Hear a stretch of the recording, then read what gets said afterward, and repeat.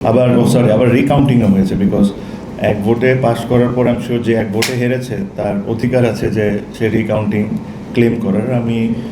আমি যতটুকু দেখেছি ওই সময় আমি ওই জায়গায় ছিলাম, তো তখন ইসিকে রিকোয়েস্ট করা হয়েছে, ওই ক্যান্ডিডেট রিকোয়েস্ট করেছেন।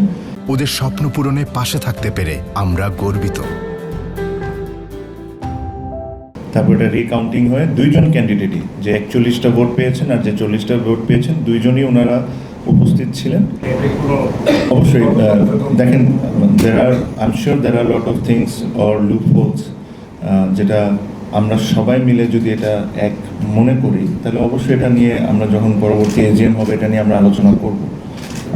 এখানে বিসিবি বোর্ডের মতো না যে ধরেন আমরা 12 জন 13 জন মানে একটা জন বলে দিলাম জিনিসটা হয়ে গেল, we have to deal with 192 councillors.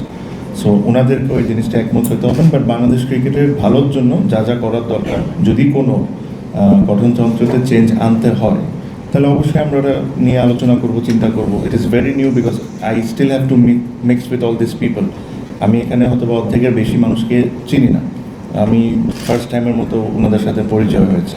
So give us some time, এটা নিয়ে আমরা একটু আলোচনা করি, দেখি, and then we need to find out যে এখানে কোন কোন জায়গায় ইমপ্রুভমেন্ট দরকার আছে কি নাই।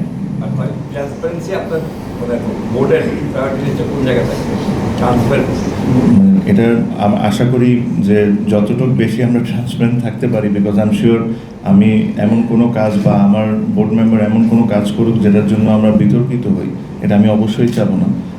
আমার তরফ থেকে না, আমার পুরো বোর্ডের তরফ থেকে আমি এতটুকু বলতে পারি যে আমরা সবাই চেষ্টা করবো উইথ ফুল অনেস্টি, আমরা যা যা করার দরকার আমরা তা করবো। এর মধ্যেও আমি কিছুক্ষণ আগেও বলেছি, I am sure we will do mistakes and we are human, we are bound to do mistakes, but ওই মিস্টেক্সটাকে কত তাড়াতাড়ি আমরা ঠিক করতে পারি, that will be something that I look forward to.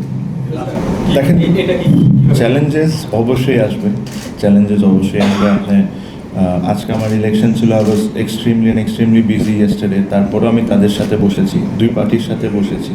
আমি দুই পার্টিকে ডেকে নিয়ে এসে একটা সলিউশনও দিয়েছি। যেহেতু দুই পার্টির কারোর কাছেই কোনো পেপারস ছিল না, কোনো কন্ট্রাক্ট ছিল না প্লেয়ারদের, তো আমি তো বোর্ড হিসাবে কোনো সিদ্ধান্ত দিতে পারি না। কেউ যদি বলে যে আমি 1 টাকা পাই আর কেউ যদি বলে যে আমি 2 টাকা পাই, এটা প্রমাণ করার জন্য তো আমার হাতে কাগজ থাকতে হবে। যেহেতু কোনো প্লেয়ারের কাছে কন্ট্রাক্ট ছিল না, তো এখানে আমি সিদ্ধান্ত কোনো দিতে পারি না। যে রিকোয়েস্টটা আমি করেছি তাদের দুই সাইডকেই, আমি বলেছি যে আমার রুল হিসাবে বা আমাদের যে সিসিডিএমের যে রুলটা আছে ওই রুল হিসাবে যদি এভাবে করে ওয়াক ওভার দেওয়া হয় তাহলে টিমটা অটোমেটিকলি স্ক্র্যাচ হয়ে যায়।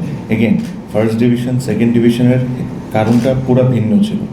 যখন ওই টিমগুলোকে আমরা ডিসাইড করেছি যে রেলিগেট করব না, এই ডিসিশনটা কিন্তু আমি নিই নাই, সব 44টা টিম মিলে একমত হয়েছে, দেখে এই ডিসিশনটা এসেছে। সেম জিনিসটা আমি আজ ওনাদেরকে একটা জিনিস বলেছিলাম যে দেখেন, আপনাদের কাছে 2টি অপশান আছে। একটা অপশান হলো আপনারা প্লেয়ার আর ক্লাব যদি এভাবে করে ডিভাইড থাকে তাহলে আমার হাতে আর কোনো কিছু করার থাকবে না, ব্রাদার্স অটোমেটিকলি রেলিগেটেড হয়ে যাবে। This is option 1। The option 2 ওয়াজ আপনারা ক্লাব আর প্লেয়াররা একটা নেগোশিয়েট করে নেন, নিজেদের মধ্যে কথা বলে আপনারা এই 12টা টিমকে যদি একটা চিঠির মাধ্যমে যে এই ম্যাচটাকে আমরা রিম্যাচ করতে পারি নাকি for the sake of cricket, হ্যাঁ, আর পরবর্তী 2টা ম্যাচ আপনারা খেলতে চান, যদি সব টিম একমত হয় তাহলে যদি এটা আমাকে আপনারা প্রেজেন্ট করেন, প্রত্যেকটা টিম সাইন করে 11টা টিম সাইন করে, আমি এই জিনিসটা বোর্ডে প্রপোজ করতে পারি।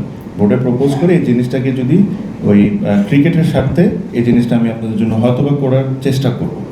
বাট আনফর্চুনেটলি যা আমি আজকেও শুনেছি, আমি আজকে ইলেকশনের মধ্যেও এটা নিয়ে ডিল করছিলাম, আনফর্চুনেটলি প্লেয়ার্স আর ক্লাবের মধ্যে ওই নেগোসিয়েশনটা ফেল করেছে।